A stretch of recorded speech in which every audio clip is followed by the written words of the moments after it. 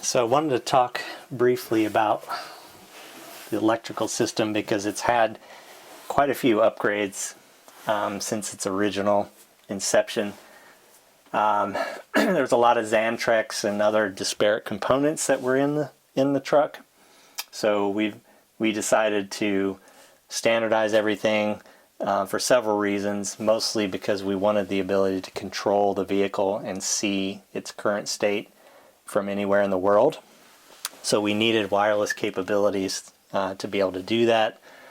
So let's just talk through what we've done. So we started with obviously Victron as our preferred technology vendor.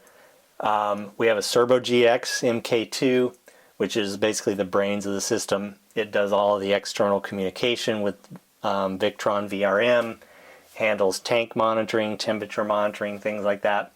But then it also talks to our Lithionics batteries to manage state of charge. So between those two devices, they configure the inverter charger, the solar chargers, to tell them to charge or not. So if the batteries are full, there's no reason to push charge to the batteries. It just is unhealthy for them. So we have a 3,000 watt Victron inverter charger that does all the DC charging from shore power and inverts into AC power. And all of this is distributed through 2 Lynx DC distributors. And then these run various loads or various charging capabilities within the camper. So we have 2 solar chargers here. Both of these are 150/60s. One is dedicated for the rooftop solar panels, which are 880 watts. And then we have a second one that's dedicated for ground-based charging. So there's a plug on the bottom side of the camper next to the shore power connection that allows you to hook up ground deployable solar panels. So we do carry about 400 watts of ground deploy folding solar that we typically use if we're going to be in a position for a long period of time, and maybe it's warm and we want to run a lot of air conditioning. It helps certainly add to power recovery. We have main power disconnect from the batteries. We have power disconnect from the solar panels. So if you need to do work here, you can turn off all the power and do whatever work needs to be done. We actually have 2 Sterling power DC to DC chargers. So these are the only 2 devices that we didn't switch out with Victron. And at the time, Victron had not released their new Orion chargers. So we kept these, and we kept them for several reasons. One, they're very configurable in terms of power output and how you want to push power to your batteries. They're also 70 amps a piece, so we don't run these at full capacity. We run them at about 75%. So on average, we push about 100 amps when we're driving the vehicle to charge the batteries. So we get a really good DC to DC charge in a good time frame with these 2 Sterling chargers. And it's important to note that we have 1,300 amp hours of lithium batteries. So when those are at 50%, you need a lot of amps and amp hour charging to replenish that capability. So while you may think, oh, a 30 amp charger may work fine, but not when you have such a large battery capacity. You need more charging as you increase the number of amp hours in your batteries. So we kept those for that reason.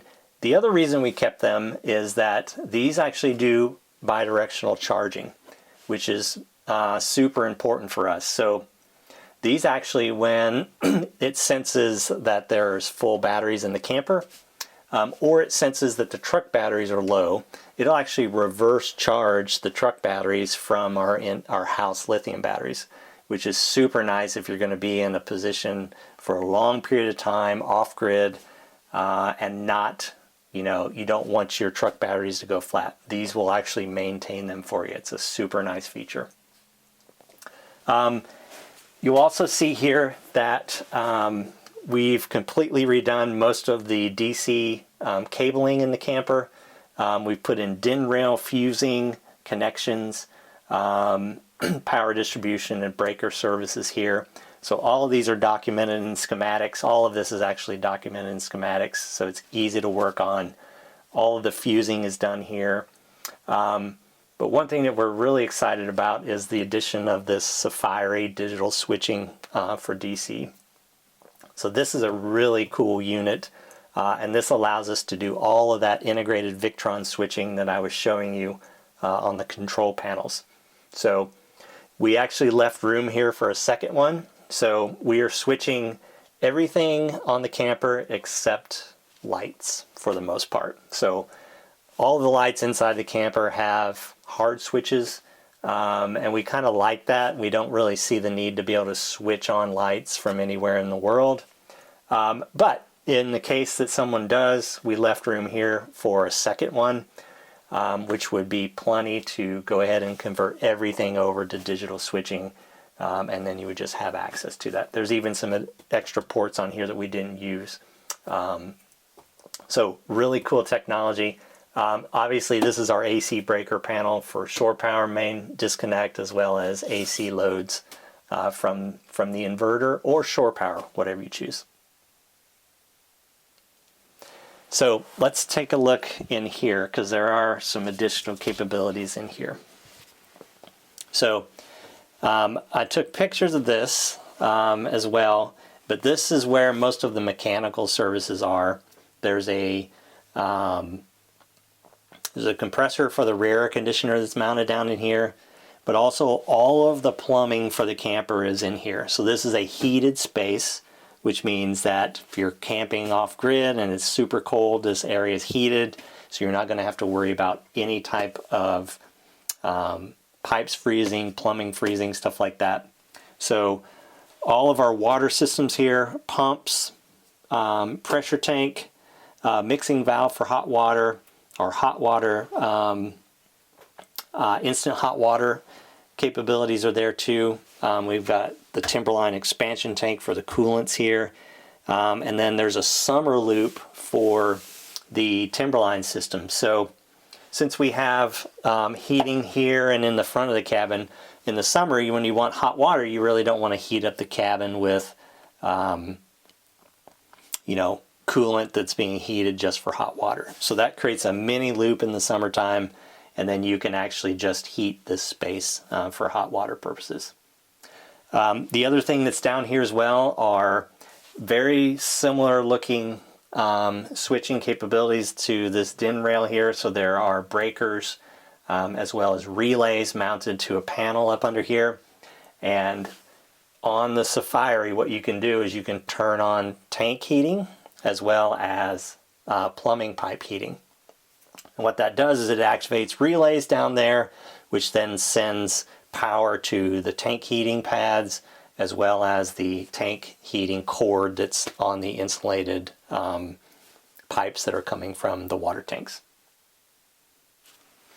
And then lastly, I'll point out that this is the ProVision DVR system.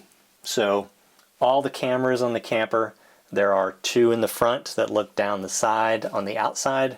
There's 1 in the front and 1 in the rear of the camper, and then there's 2 in the living quarters and then 2 in the cab of the truck. They are hooked to this device, and that has an SSD drive in it. It can record all the time if you choose. We have it set to record all the time when we drive, but you can also turn it to where it just records all the time. If you want to do that, you can make those settings changes. And then in addition to that, on the digital switching, we have the ability for you to turn on some Baja Design infrared lights. So there's, for each camera outside, we've added additional infrared Baja Design lights. So at nighttime, if you really want the cameras to see far, you can turn those on and you get additional video capabilities at night.